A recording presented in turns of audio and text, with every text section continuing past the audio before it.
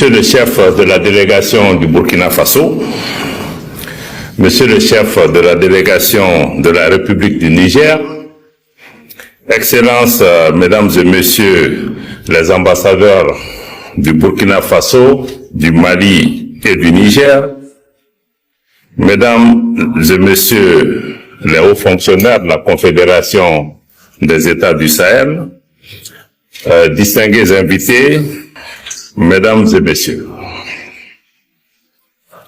Au nom de mes collègues en charge de la défense et des anciens combattants, le général de corps d'armée Sadio Kamara, responsable du pilier défense et sécurité, mais aussi au nom de mon collègue en charge de l'économie et des finances, M. Aloussé Nissanou, responsable du pilier développement, mais aussi à mon propre nom, je souhaite à nos frères et sœurs du Burkina Faso et de la République du Niger qui nous font le bonheur de se joindre à nous pour la présente rencontre. Je leur souhaite donc la bienvenue chez eux au Mali en terre AES. Votre participation à la présente réunion des hauts fonctionnaires de la Confédération des États du Sahel, réunissant les experts des trois piliers, à savoir le pilier défense et sécurité, le pilier diplomatie et le pilier développement, donc est la manifestation de la vision de leurs excellences, le capitaine Ibrahim Traoré, président du Faso, chef de l'État, le général d'armée Assimi Goïta, président de la transition, chef de l'État, président de la Confédération des États du Sahel, et le général d'armée Abdourahmane Tchani, président de la République du Niger, chef de l'État. En effet, le 6 juillet 2024, nos chefs d'État ont créé la Confédération des États du Sahel, AES. Cette confédération, bâtie sur les succès indéniables de l'Alliance des États du Sahel, incarne les valeurs de fraternité, de solidarité, d'amitié, mais aussi de complémentarité qui unissent nos pays et qui soudent davantage nos populations au point de ne faire à terme qu'un seul et même peuple, le peuple AES, le peuple AES fier, le peuple AES debout, le peuple AES qui prend son destin à main comme l'évoque notre hymne confédéral. Durant sa jeune expérience de vie, la Confédération des États du Sahel a su s'imposer comme une réalité géopolitique qui compte et avec laquelle il faut compter tant au Sahel que dans la région de l'Afrique de l'Ouest, en Afrique plus largement et même au-delà. La Confédération des États du Sahel a su opérer un changement de paradigme irréversible en faisant respecter les principes fondamentaux comme celui de la souveraineté de nos États, celui du respect de nos choix stratégiques comme de nos choix de partenaires, et celui du respect et de la prise en compte pleine et entière des intérêts de population AES en toutes circonstances. Cet exercice qui se poursuit au quotidien n'est pas une tâche facile, vous le savez, car il a nécessité un changement de mentalité, particulièrement de la part de certains partenaires qui avaient trouvé un confort malsain dans la perpétuation d'un esprit et de comportement de domination et de prédation également de nos ressources.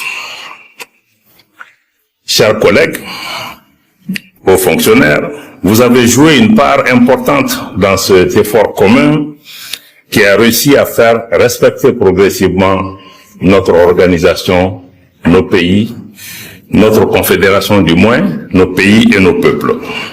En effet, peu de choses auraient été possibles sans la pacification progressive et toujours en cours de l'espace AES, grâce d'abord aux actions conjointes de nos forces armées et de sécurité, y compris la mutualisation de leurs moyens, toute chose qui a permis des victoires tangibles sur le terrain contre les groupes armés terroristes soutenus par leurs sponsors étatiques étrangers. Cette volonté de défense collective atteindra bientôt un autre niveau qualitatif avec la pleine opérationnalisation de la force unifiée de la Confédération des États du Sahel.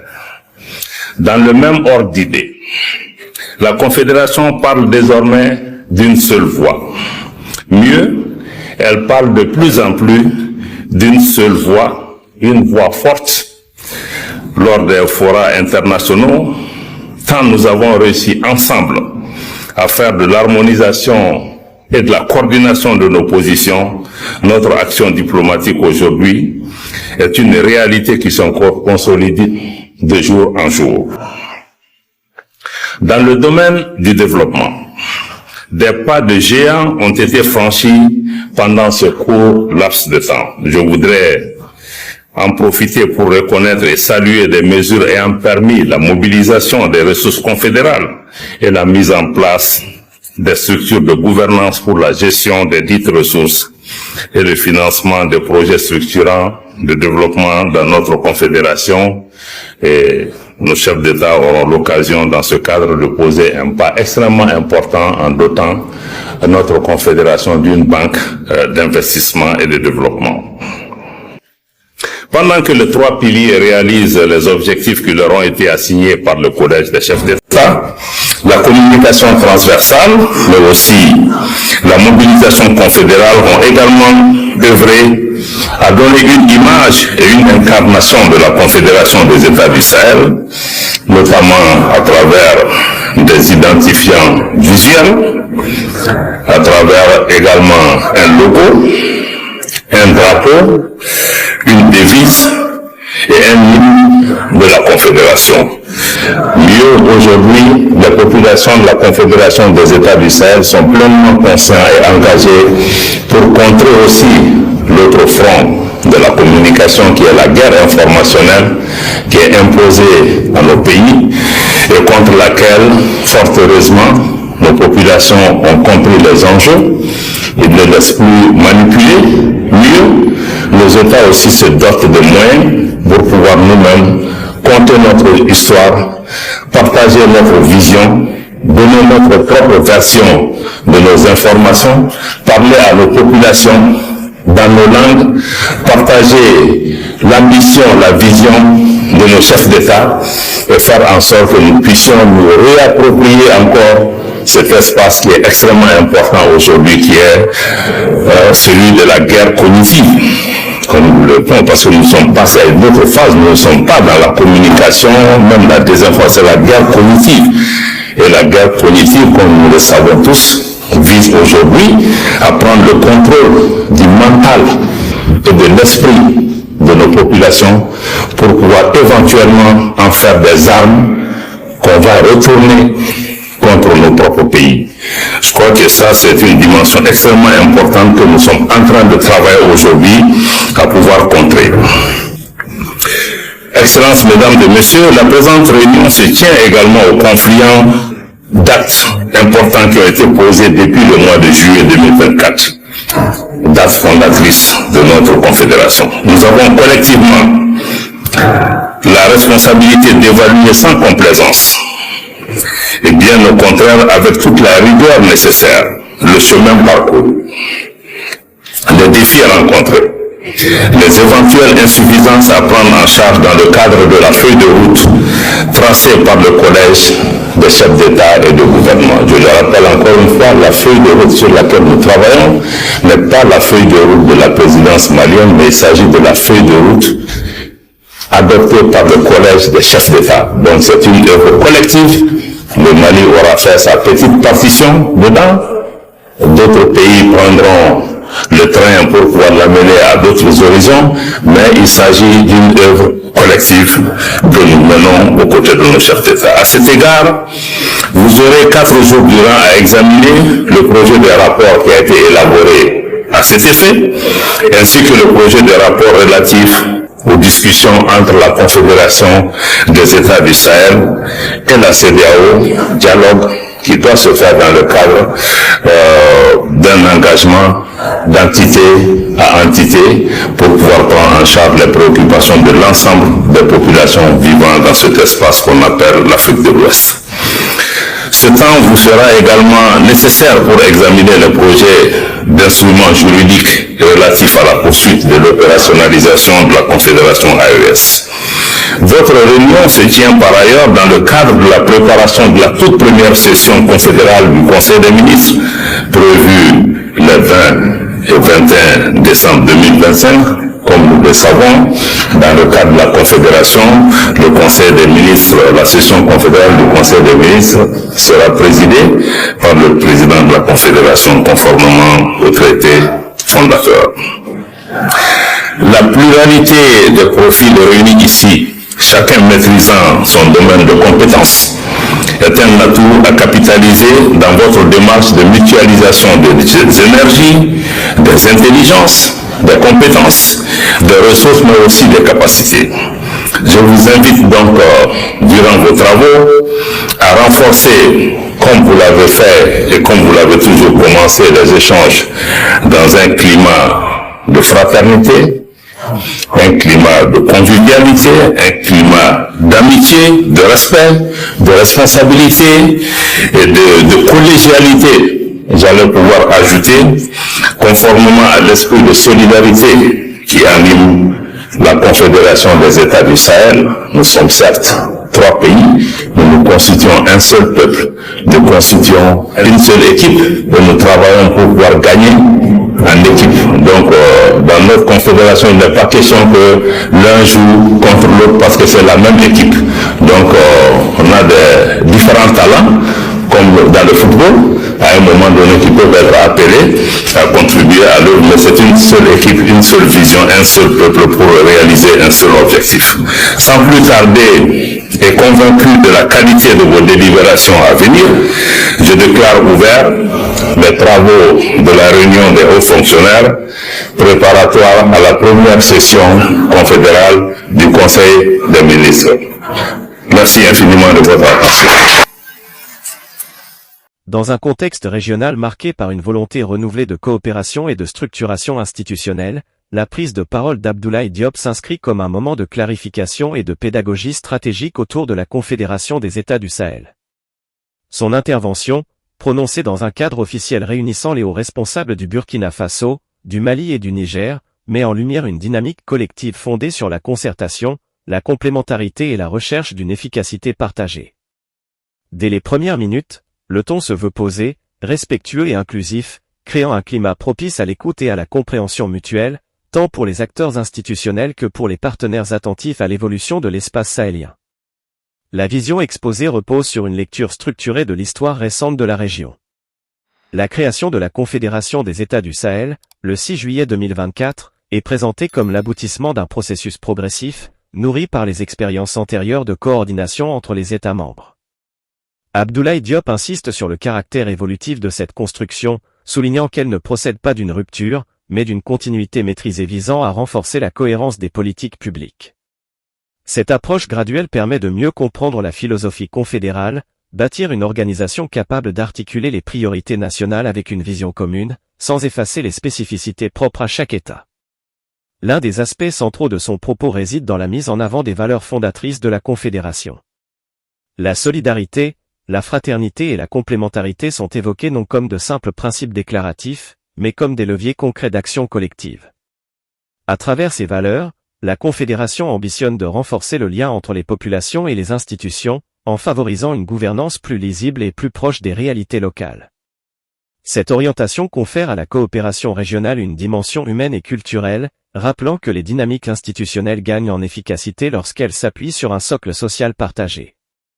Sur le plan institutionnel, Abdoulaye Diop met en lumière la structuration progressive des 3 piliers confédéraux, la coordination institutionnelle, l'action diplomatique et la promotion du développement. Chacun de ces axes est présenté comme interdépendant, participant à un équilibre global indispensable à la pérennité de l'ensemble.